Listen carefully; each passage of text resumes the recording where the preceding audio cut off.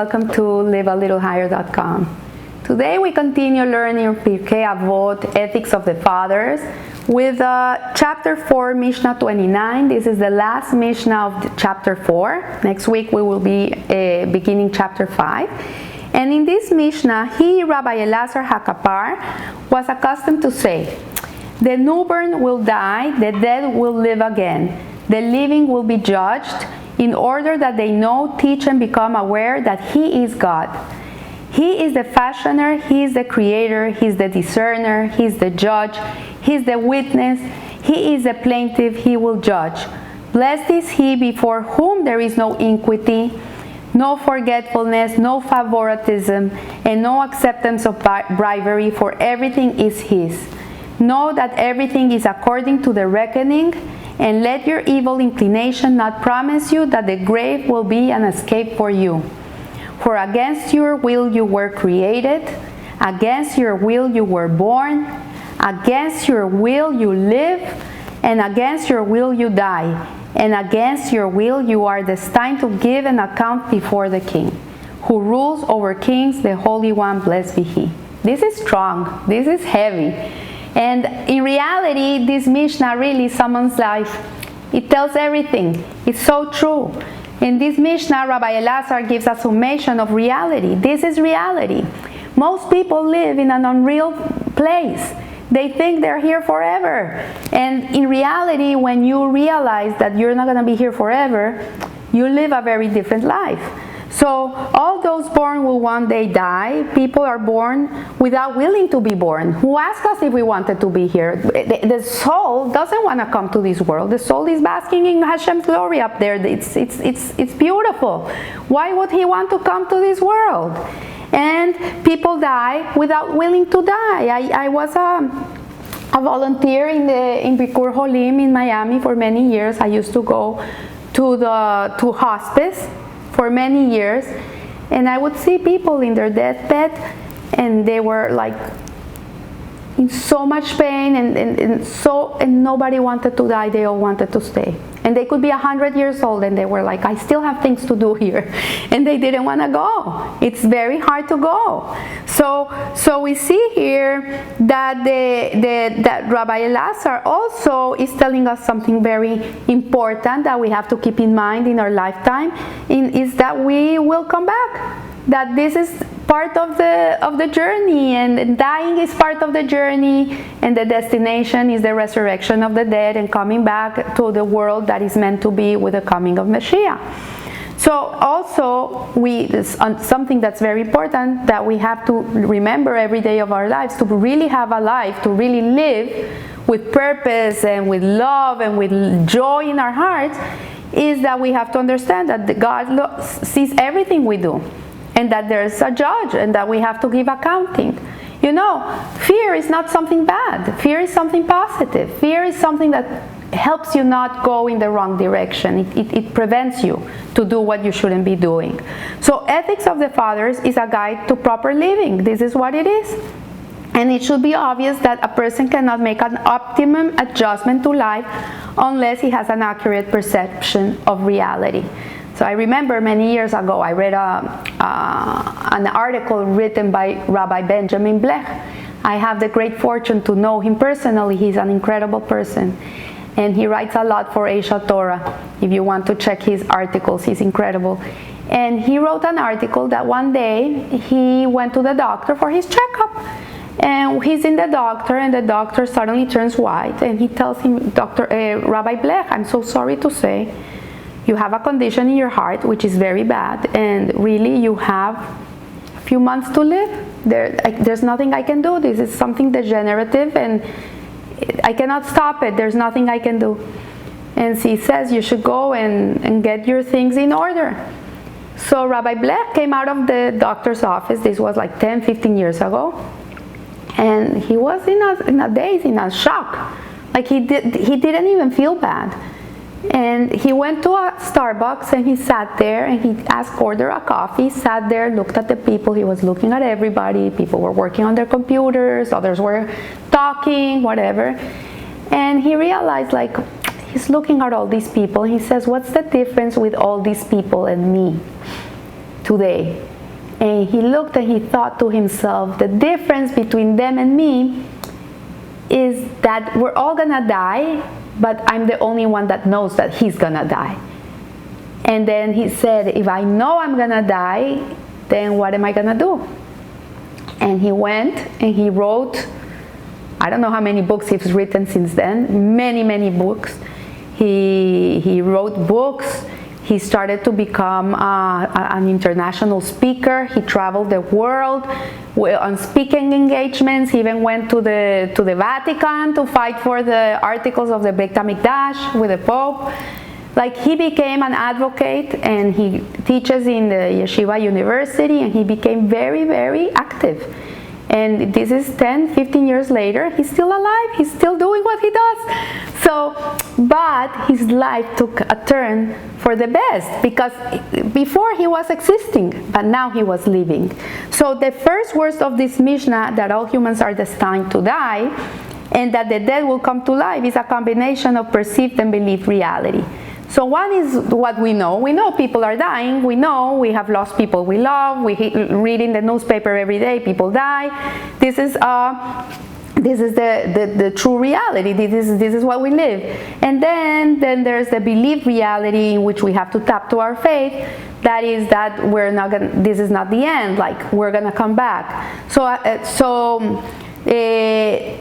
So Rabbi Tversky, in his book Visions of the Fathers, he talks about burial. He says that the halacha requires the Jewish burial, that the coffin has to be a simple coffin. It has to be a wood, simple coffin with no engravings, nothing, the simplest thing ever. And the mourners remain by the graveside until the whole grave is completely filled with earth. It's more, they have to also help fill it up. And he says, as a rabbi that he has officiated in many burials, he says it's not infrequent that the families come with a casket that is very expensive, and they're fashioned of bronze or very expensive wood, and they're all inside, they're made out of silk, and they make it very expensive. And because they want to give their loved one the finest bed, I guess. So unfortunately, some families would leave the cemetery before they fill the grave. And he would explain to them, like, no, halacha is the other way around. You have to come with a simple casket, and you have to stay here till the whole grave is filled. So the family would say to him, no, we can't witness the burial. It's too hard for us. It's too painful. It creates a lot of emotional pain. We cannot witness this, and they leave.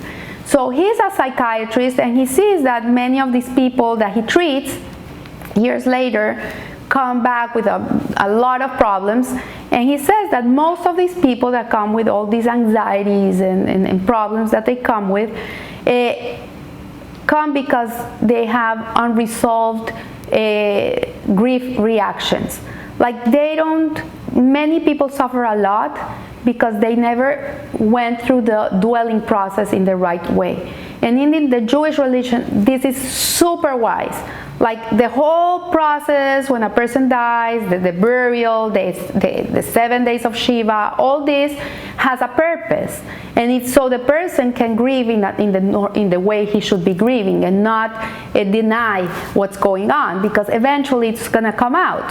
So he says that people who do not go through the grieving process at the time of their loss, a time when this is a normal behavior, when this is the normal thing to feel, the normal thing to do, like, they delay their grief, eventually 10 years later, 15 years later, 8 years later, 5 years later, it's gonna come out. And these unresolved grief feelings that emerge months and even years after come with a lot of symptoms, not only psychological, but many come with diseases of the like from the physical body. And he says that he can find and pinpoint this situation, this unresolved issue.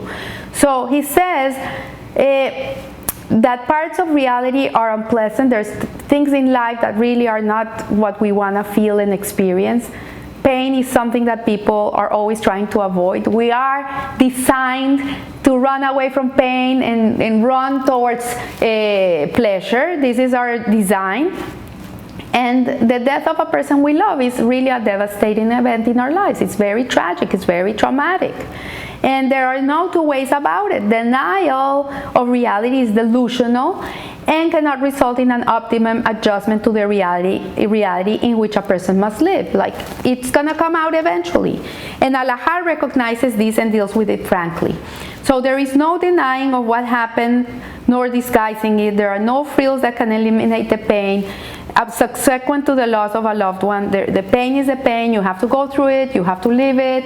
There's things you can do that can help you physically, like exercise, meditation, breathing exercises, eating healthy, trying to sleep good hours. All these things are going to be beneficial. You have to take care of your body, because if not, it gets ruined. I remember when my father passed away, I had never experienced so much physical pain in my body, and it was explained that this is a cortisol. Cortisol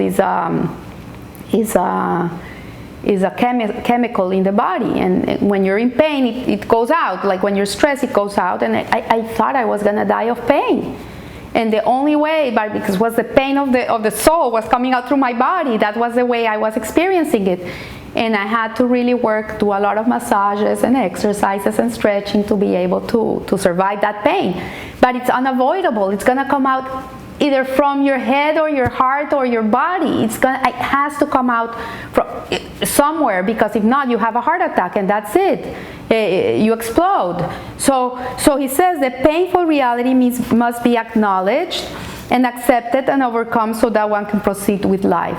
And this is something that is very important, and this Mishnah is telling us this is life, this is what it is, and you have to recognize it and deal with it. So he says, we believe that our life in this world is but a sojourn, the Jewish religion. We're here, we're transient, we're traveling, we're travelers of this world. And as we've seen in the earlier Mishnah, the Mishnah that we read last week, in which it says,